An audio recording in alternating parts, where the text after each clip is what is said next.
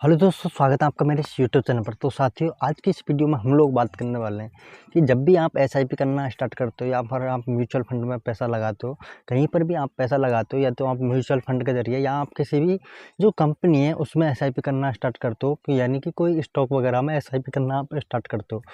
तो बहुत सारे लोगों के मन में ये डाउट रहता है कि जब भी आप एसआईपी करना स्टार्ट करते हो तो क्या आप लोगों का जो पैसा है वो पूरा पैसा डूब सकता है या नहीं डूब सकता है। तो इसके लिए साथियों, सबसे पहले जो बात होती है, तो मैं आपका ये डाउट क्लियर कर देता हूँ कि जब भी कोई भी बंदा एसआईपी करना यदि स्टार्ट कर रहा है तो उसका पैसा एसआईपी के अंदर में डूबेगा कभी नहीं। हाँ, ये एक बात ज़रूर है कि पैसा कम ज़रूर हो सकता है लेकिन पैसा डूबेगा नहीं। और इसके पीछे का रीज़न है, वो रीज़न यह है कि साथियों, जब भी आप एसआईपी करना स्टार्ट करते हो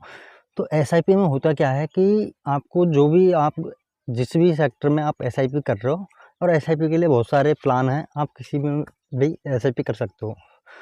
और जब आप लोग एसआईपी करते हो तो साथ ही एसआईपी में क्या होता है, जो भी अगर आप कोई स्टॉक वगैरह होता है वहाँ पे एसआईपी करते हो तो स्टॉक में जो यूनिट, स्टॉक का जो रेट रेट होती है उसी हिसाब से उसकी यूनिट होती है, और यूनिट के हिसाब से आपको, यदि आप 1000 रुपये पैसे लगाते हो और वहाँ पे जो स्टॉक के जो यूनिट का प्राइस 100 रुपये है, तो आपको 1000 रुपये में 10 यूनिट उस शेयर की मिल जाती हैं और उसमें आपकी हिस्सेदारी लग जाती है। और एसआईपी यदि आप हर मंथली बेसिस पे कर रहे हो, यानी कि आप हर मंथली, जैसे हर मंथ आप 1000 रुपये दे रहे हो, तो उसमें क्या होगा, यदि मार्केट अप ट्रेंड में है, डाउन ट्रेंड में, यदि आप किसी शेयर की प्राइस कभी 100 रुपये तो कभी 200 रुपये, तो आप मंथली बेसिस पे इसमें एसआईपी करना स्टार्ट करते हो तो आपको इसमें ज़्यादा लॉस होने की संभावना होती नहीं है, क्योंकि मार्केट के हिसाब से आपकी मंथली एसआईपी होती है। तो मंथली एसआईपी के हिसाब से क्या है कि आपको जो रिटर्न है वो वहाँ पे अच्छा खासा भी देखने को मिल जाता है, लेकिन ये ज़रूर हो सकता है कि कभी मार्केट क्रैश कर जाता है या पूरी जो देश की इकोनॉमी है वो डूब जाती है, तो हाँ, जब ज़रूर असर पड़ सकता है। हाँ, क्रैश होने पर आपका जो पैसा है वो कम ज़रूर हो जाएगा, लेकिन ऐसा नहीं है कि इसमें पूरा का पूरा पैसा डूब जाए, और आज तक ऐसा हुआ भी नहीं है।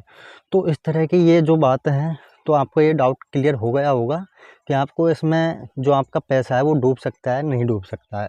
और साथ ही मैं सबसे पहले आपको बात एक और बोल देता हूँ, जो कि आपको बहुत ध्यान में रखनी चाहिए, जो कि आपको सावधानी भी बरतनी चाहिए एसआईपी करते टाइम में। जब भी साथियों आप एसआईपी करना स्टार्ट करते हो तो आपको किसी एक कंपनी में जा कर के एसआईपी नहीं करनी चाहिए। आपको जो अपना पोर्टफोलियो वो डाइवर्सिफाई करके रखना चाहिए। जैसे कि बहुत सारे सेक्टर हैं,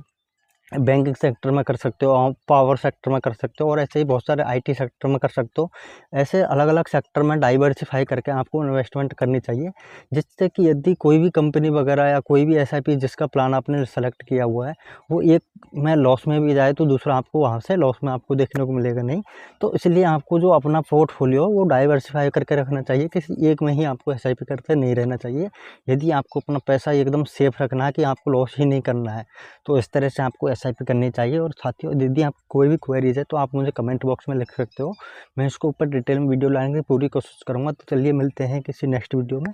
किसी नए टॉपिक के साथ। तब तक के लिए जय हिंद, जय भारत। और आपने मेरे चैनल को सब्सक्राइब नहीं किया तो सब्सक्राइब कर लीजिएगा।